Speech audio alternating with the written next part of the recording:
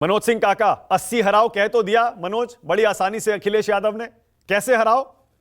62-65 सीटें तो अभी भी उनके पास है। आप मिलकर नहीं हरा पाए उनको, समाजवादी पार्टी और बहुजन समाज पार्टी।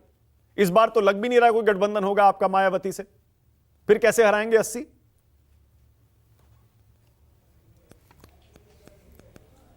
समाजवादी पार्टी जो भी बयान देती है या जिस तरह का भी कोई अपना व्यवहार या विचार रखती है, उसके पीछे उसका भगीरथ प्रयास होता है और उसका श्रम होता है। आपको अगर आंकड़ों के हिसाब से देखें, आपका जो सवाल है कि कैसे हराएगी, तो उत्तर प्रदेश में सबसे ज्यादा अगर भारतीय जनता पार्टी के पास अगर किसी के पास वोट शेयर है, अभी विगत चुनाव में हमारा 36% वोट शेयर था। और अगर हमारा अलायंस का देखें, अब आप अलायंस का देखें, अगर 2019 का जो चुनाव था उसमें हम और बसपा 15 सीटों पर जीते हैं और लगभग 25 ऐसी सीट है, 25 ऐसी सीट है, मैं आपको बता रहा हूं, चंदौली, मछली शहर, जो लोकसभा जो सीटें हैं जिनका अशोका यूनिवर्सिटी के सब्यसाची ने आंकड़े दिया, 25 ऐसी सीटें थीं जिन पर हम बेमानी के चलते या हमारे वोट न पड़ पाए। जैसे अगर आप चंदौली संसदीय क्षेत्र का उदाहरण ले तो चंदौली में हम वोट कितना पाए, 47.2%, और भारतीय जनता पार्टी कितना पाई, 47.76%।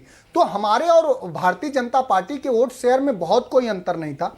माननीय अखिलेश यादव जी इसलिए कर रहे हैं कि जो हमारा पीडीए का विमर्श है, जो वो सिर्फ बात नहीं कह देते हैं, उनका प्रतीकात्मक प्रतिनिधित्व वाली बात नहीं रहती।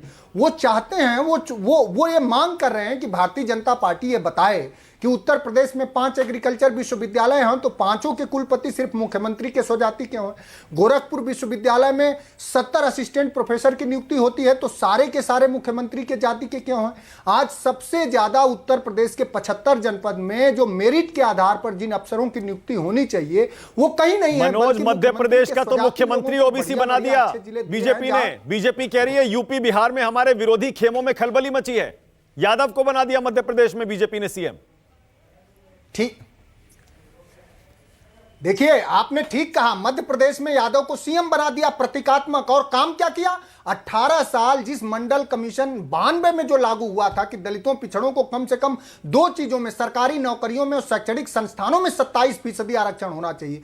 देश का पहला ऐसा राज्य है मध्य प्रदेश जहां 18 साल से बीजेपी सत्ता में थी, 20 साल से, और दलितों पिछड़ों को वहां 27% संवैधानिक आरक्षण नहीं है। मुख्यमंत्री वहां मोहन यादव जी से मांग होगी, अगर आप में जरा सा भी जमीर हो तो दलितों पिछड़ों का ऐलान करिए कि उनका 27% आरक्षण। अगर उससे ज्यादा आप में हिम्मत आ पाए तो जो बात है संख्या के हिसाब से जो भागीदारी की मांग आर्थिक, सामाजिक, शैक्षणिक और न्यायिक संस्थानों में भी जो मांग कर, मैं खत्म कर रहा हूं, जो अखिलेश यादव जी मांग कर रहे हैं उस विमर्श पे आगे बढ़िए। 80 हराओ का नारा सिर्फ नारा लगता है क्योंकि विपक्षी गठबंधन यूपी में जमीन पर अभी उतरता हुआ दिखाई नहीं दे रहा है। जैसे मैंने पहले कहा, कांग्रेस से आपके रिश्ते खराब हैं ही।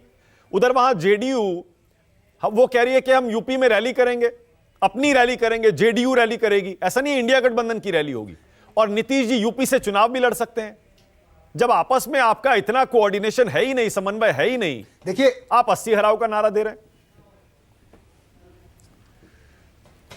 देखिए हर तरह का समन्वय है, उसके वो है ना कि दृष्टि, उस दृश्य को देखने के लिए एक दृष्टि की जरूरत है। मैंने तो आपको आंकड़े दिए महाराज कि कहां हमारी क्या स्थिति है। नहीं, तो जेडीयू के यूपी में रैली करने से आपको कोई दिक्कत नहीं है? नीतीश कुमार के यूपी से चुनाव लड़ने से आपको कोई दिक्कत नहीं है?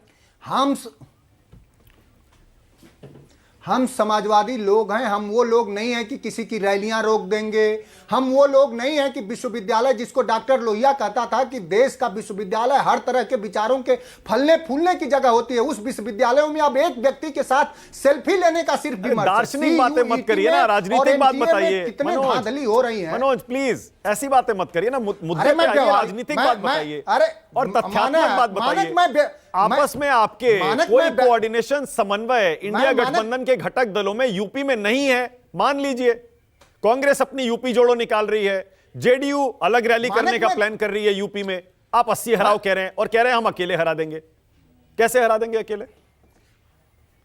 मानक आप कैसी बात कर रहे हैं? आप कैसी बात कर रहे हैं? मैं व्यवहारिक बात कर रहा हूं, आप कह रहे हैं दार्शनिक बात कर रहे हैं। अरे मैं आंकड़े दे रहा हूं आपको। भारतीय जनता पार्टी ने अगर 5 लाख ज्यादा वोट हम 2022 में और पा गए होते तो हमारी सरकार होती उत्तर प्रदेश में। कैसी बात कर रहे हैं आप? हम उत्तर प्रदेश में हम सरकार में होते, मतलब अकेले और हरा देंगे ना, यही कह रहे हैं ना आप? हमारी पार्टी ने मैं यही सुनना चाह रहा था आपसे। मतलब आप ये कह रहे हैं कि हम बीजेपी को अकेले हरा देंगे, गठबंधन की जरूरत नहीं है यूपी में?